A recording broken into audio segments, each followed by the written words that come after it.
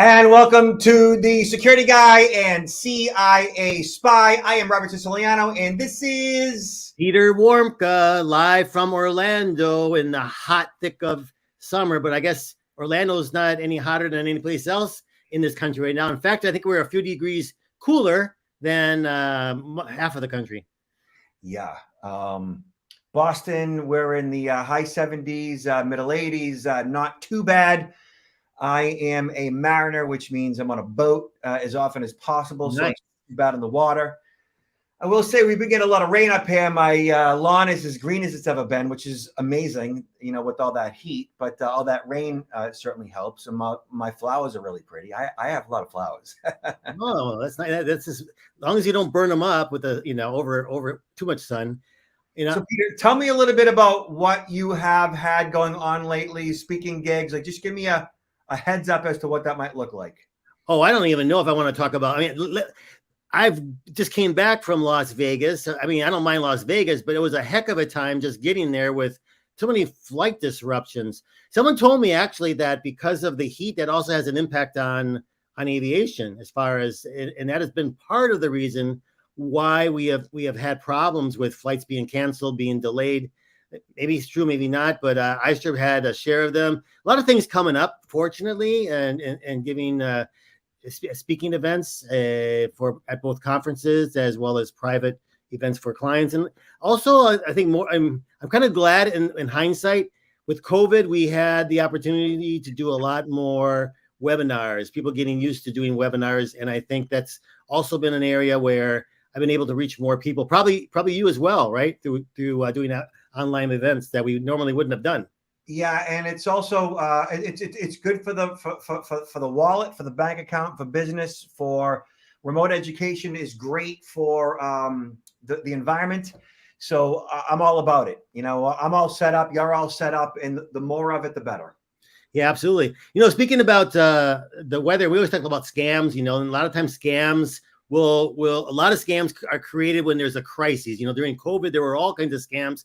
Now with the hot weather, I'm just kind of, we just ask myself this question. I haven't read anything specifically, but I would think this would be an ideal time for scammers also to take advantage of this frustration that people are going through and concern about, is there electricity? Is there the electrical grid going to go out? Are there air conditioners going to go out? What can they do? What would they do if that happens? You know what I mean?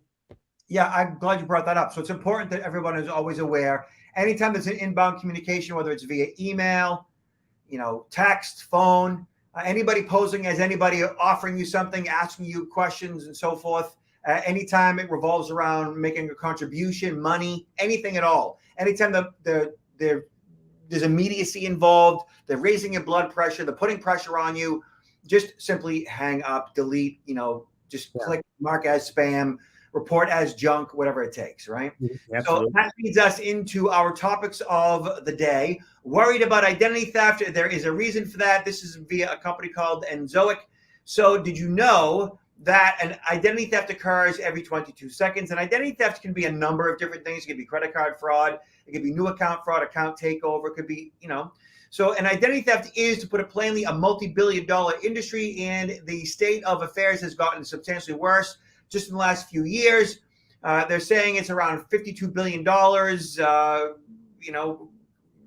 which is compared with a jarring $635 billion predicted in 2023 alone. So there's a bunch of different types of identity theft. There's financial identity theft and fraud. One of the most common motivations, of course, is money. And that generally is, financial identity theft and fraud is like new account fraud. They get your social, they open up new lines of credit under your name. Or account takeover fraud, which is they get your passcodes and they compromise the existing accounts that you have. Or, like I said, credit card fraud, right? Where they get access to your credit card. They, make a variety of charges without your authorization. And then there's medical identity theft. They get a hold of your medical ID, whatever that might be, or insurance cards, whether it's in your wallet, whether they hack it online. Then there's synthetic identity theft, where they essentially will get your social, but they might use a variation of your name, or maybe not even your name at all. And then they use your physical address, usually a combination thereof.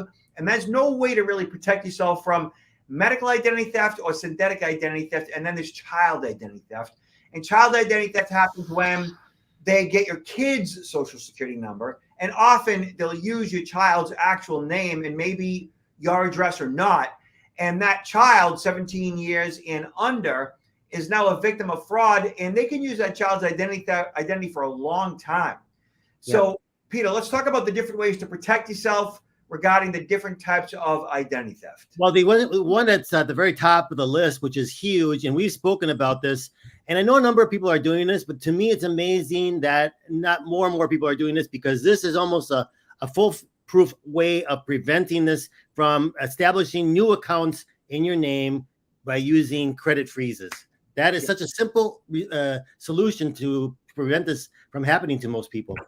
And really, a credit freeze is such a no-brainer. Like, all you got to do is go online and just search the term credit freeze and then the name of any one of the credit bureaus. So, for example, I'll do it really quick for y'all. So I search CREDIT, credit, and it's even a typo, freeze, TransUnion, right? It's all typoed. Look at it and watch. There you go. Credit freeze, TransUnion pops right up, okay? And here you are. You go right to credit freeze, TransUnion, and click add a freeze. A credit freeze is also known as a security freeze. Is the best way to help prevent new accounts from being opened in your name. It's absolutely free to freeze and unfreeze your credit. It won't affect your credit score. I mean, what else do you need to know? And then right there, you click add freeze, and it brings you to the page where you basically begin to establish an account, in this case at TransUnion.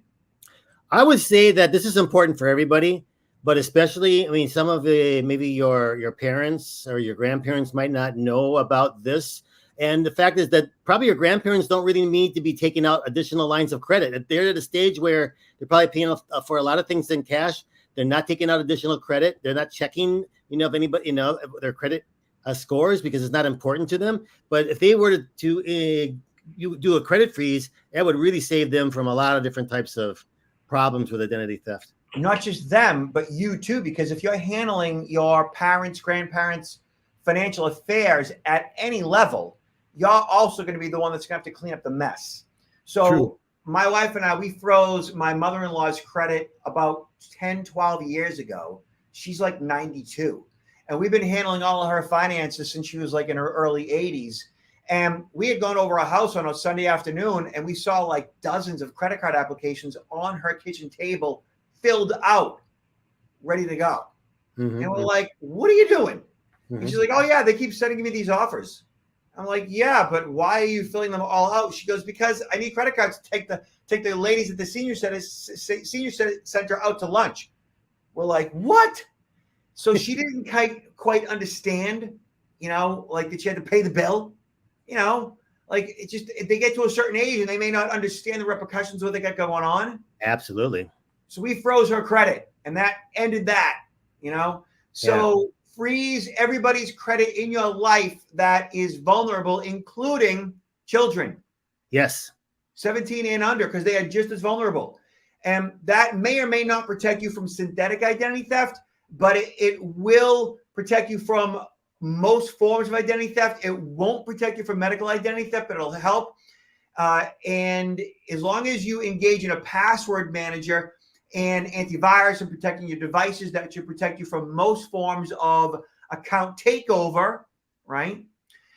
Medical identity theft, don't carry your medical card in your wallet unless you're going to the doctor's office. Even then, as long as you're going in network, you don't necessarily need it. Like, I haven't carried my medical card for years. You don't really need it. It's really a generational thing. Like, if you have a picture of it in your phone, that pretty much is enough. Exactly.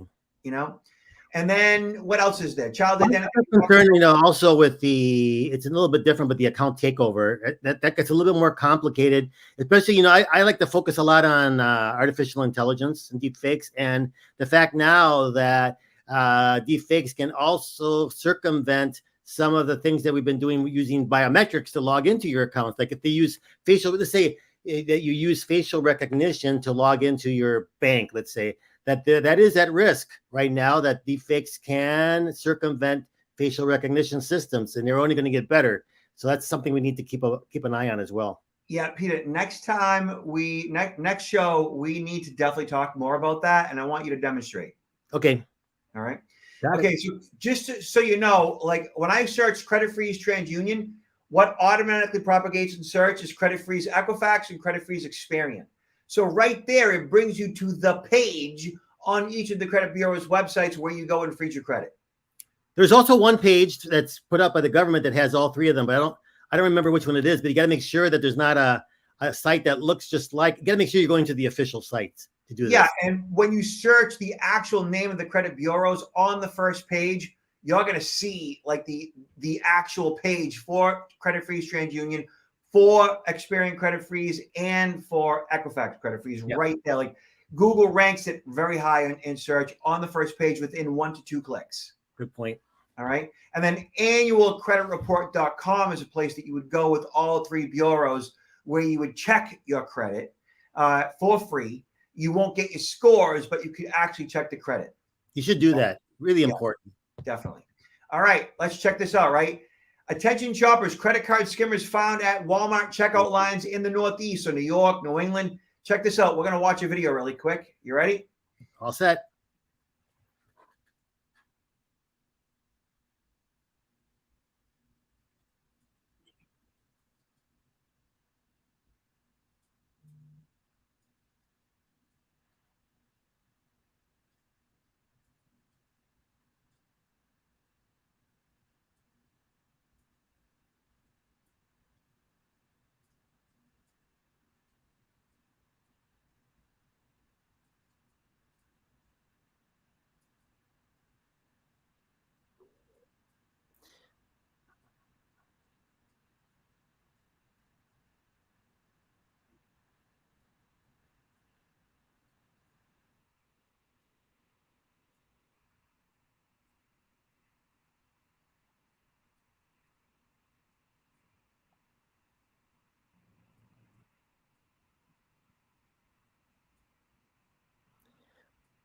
Robert, I'm not sure the audio on this is working.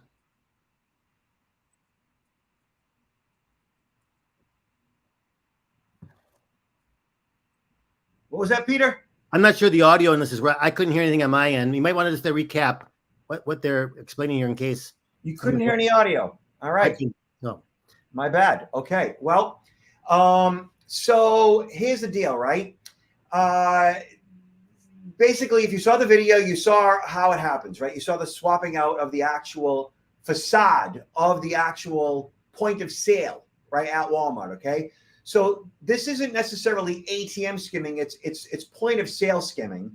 And they gave advice in regards to, like, you know, cover up the keypad with your other hand as you're punching in your PIN code at an ATM in case there's a camera around. That camera would record your PIN code as you swipe your card.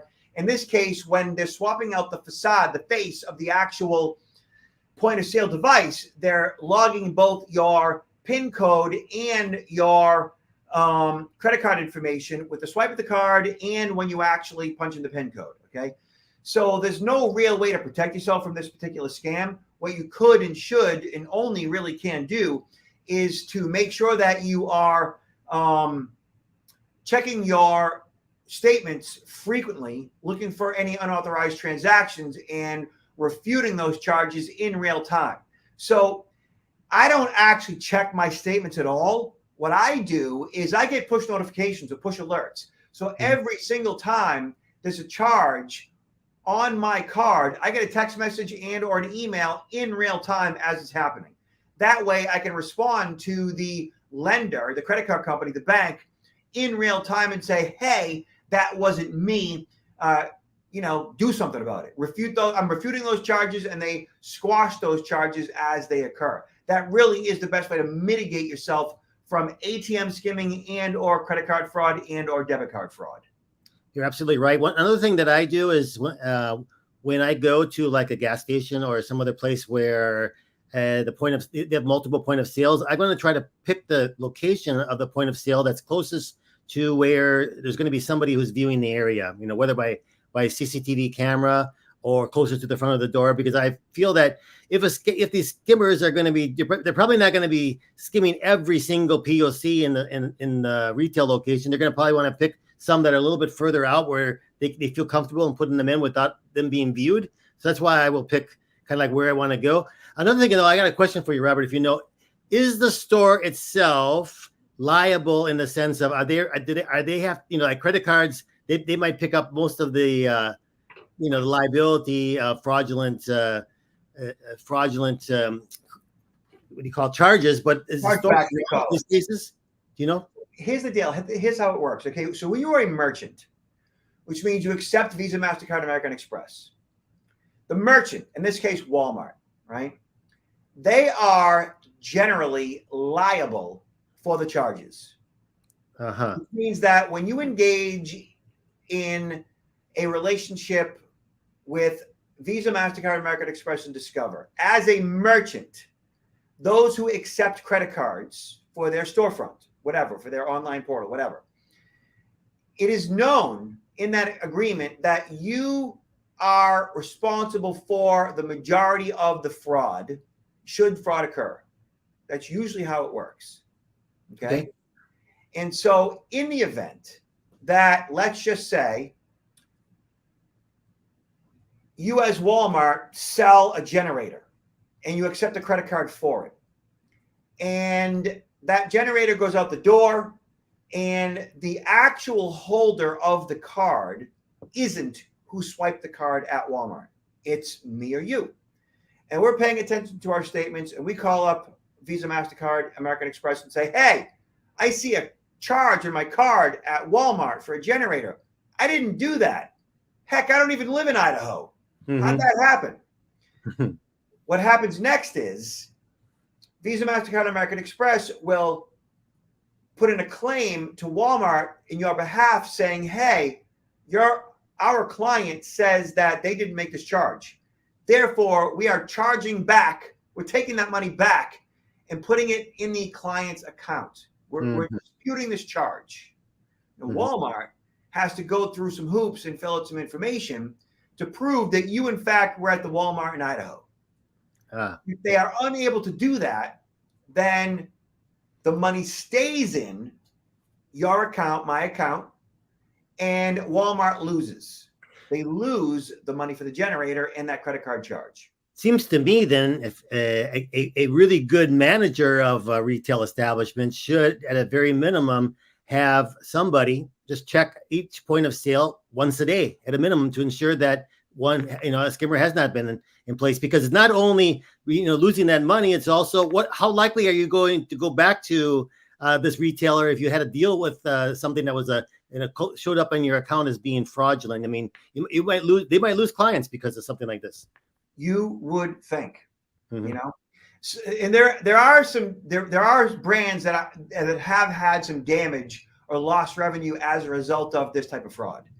So Target, got a little bit of a hit. Walmart has been hit in the past. Like, their brands do suffer a hit. It's not nearly what you think. Although, they should do what's necessary, of course, to mitigate fraud up front, right? Yeah. So all that being said, set up push notifications or push alerts. How do you do that?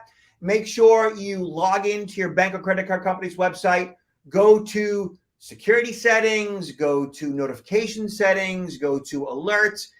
If you don't know or you can't find out where it is on their websites, you can set it all up. And I've done it on all my credit cards and everything.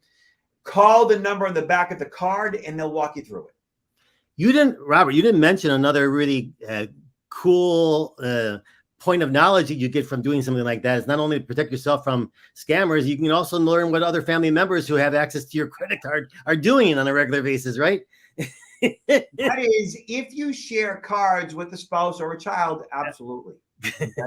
So the answer is yes. I do that with my spouse, actually. Yeah. And I get notifications of her charges all the time. And she complains about it because she can't surprise me if she's going to buy something for me. That's a good excuse. But look as far as I'm concerned, my wife can buy whatever she wants. Like that's not a thing for me.